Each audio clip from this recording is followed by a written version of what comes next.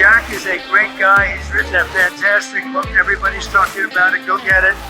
And he's been my friend right from the beginning of this whole beautiful event. And we're going to turn it around and make our country great again. Amen. Jack Posobiec back live here, Human Events Daily, Phoenix, Arizona. And so I just wanted to kind of take a second and step back a little bit. And, you know, I was in DC for the weekend, spent the weekend with the family, got to go in and do that, and then flew back to Phoenix last night here to, you know, to kind of just do what I can to help out and be here in Phoenix, be here at Turning Point. And there's something that I feel like there's a disconnect between Washington, D.C. and the rest of the country right now. And certainly I feel it and I sense it on the right, and I sense it in the MAGA movement, and I see it online, and I see it in the comments, and I see it in the emails that we receive, and this pertains to so much of what's going on right now. You know, you look at the potential shutdown that might be coming later today, the budget showdown, and the, you know, just a number of other initiatives that are being pushed out of DC. And I don't see a lot of them gaining a lot of traction. I really don't. And it's not because, you know, I think people are, you know, blaming Trump or even blaming the Democrats in a sense, and I'll tell you why. It's because of what happened 20 days ago. And it seems like there's a lot of people, and I get it, the world keeps spinning, world keeps turning. But you know what happened 20 days ago? I saw a leftist murder Charlie Kirk, and I saw them celebrate it. 20 days ago, I saw a leftist murder Charlie Kirk, and I saw them celebrate it. You really expect us to just move on from that? You really expect us to just be like, oh, well, you know, it is what it is. Let's go check out what's going on with the budget over here. Oh, yeah, I got a new bill on this thing. No. We don't move on from something like that. We don't just sit down and say, wow, that was a crazy news cycle, huh? Gosh, boy, do you remember that one? Not good enough. Not good enough. They are killing us. Let me be blunt. We are under attack. Churches are being shot up and bombed on a regular basis. This has been bloody September. And I pray that we don't also get bloody October. But who knows? We just might. We just might. The month of September started with this horrific church shooting, Minneapolis, right there at the beginning of it, end of August, beginning of September. Then we get Charlie's assassination, his cold-blooded murder, the video of which sprayed across all of social media. Shooting in an ICE facility, attempted bombings, another church attacked. We need a full federal response. The Joint Task Force, excellent. Joint Terrorism Task Force, the JTTF. Border Patrol, going and doing what they're doing. But how is it that Nick Shurley, I'm very confused. How is it that Nick Shurley is out there doing his job, getting footage,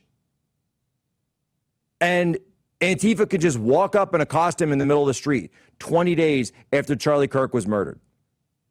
And that Antifa, look at him. Look at him. He's sending a message. This is my street. That's the message he's sending. This is my street.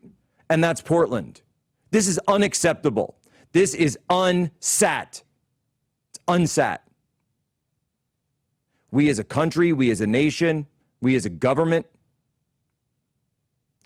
The way violence works is that violence begets violence. And so the downward spiral on these things can go very quickly. And I don't want that to happen in my country or in my lifetime. I really don't. I don't want it to happen for my family. I don't want it to happen for my kids. And believe it or not, I don't want it to happen for others, even people on the other side of the aisle. I don't. But I see it. And I see one side of the aisle or one group that keeps pushing and pushing and pushing. And what happens when nobody pushes back? What happens when they don't get arrested? What happens when they don't get locked up? What happens when they don't get nighttime raids and knocked on the door? They do more. They do more. It enables the behavior. They say, oh, I got away with it. I'm going to do it again. I got away with it. I'm going to do it again, and I'm going to go bigger. I got away with it, so I can do this as many times as I want. You get an inflated sense of ego, and you go out there and you commit worse and worse and more violent crimes. You go full Red Army faction.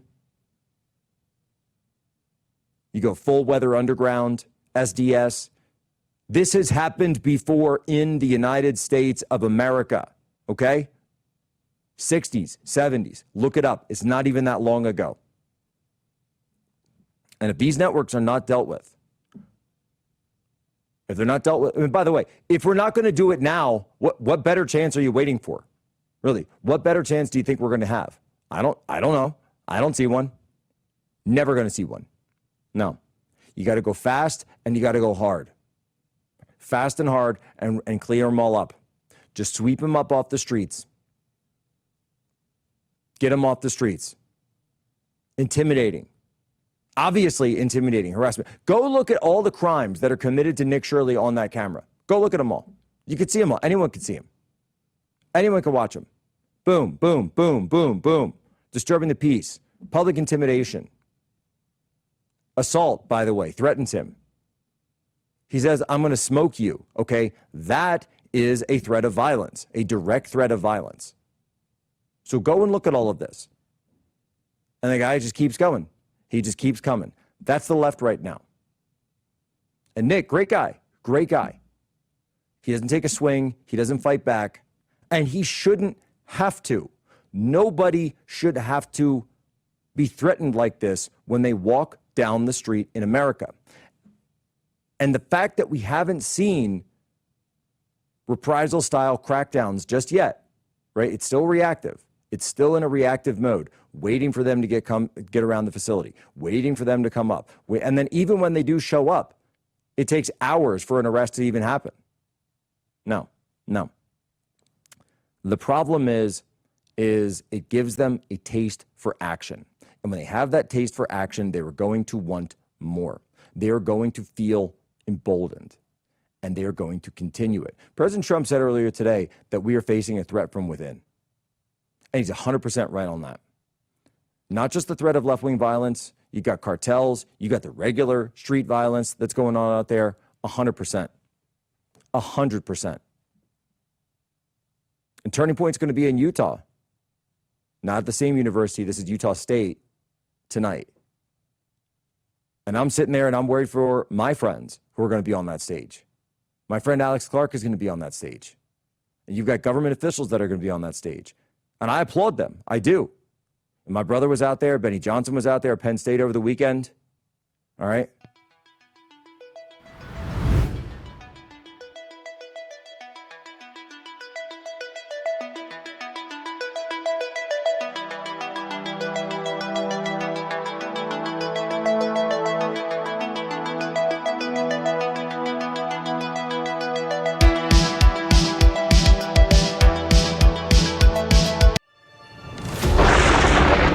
Through every storm, every moment of uncertainty, Everybody needs to pray for Charlie Kirk right now.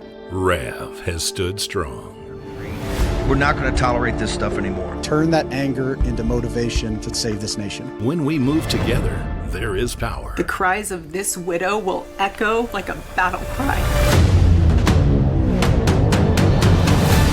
This is more than news. It's a movement, This revolution of people taking their countries back. a turning point, a chance to be part of something greater than yourself. Scan the QR code and stand with Rav. The story isn't over, and neither is your part in it. Step in, be counted, be heard. Together, we are Rav. We will achieve American greatness. And we are just getting started.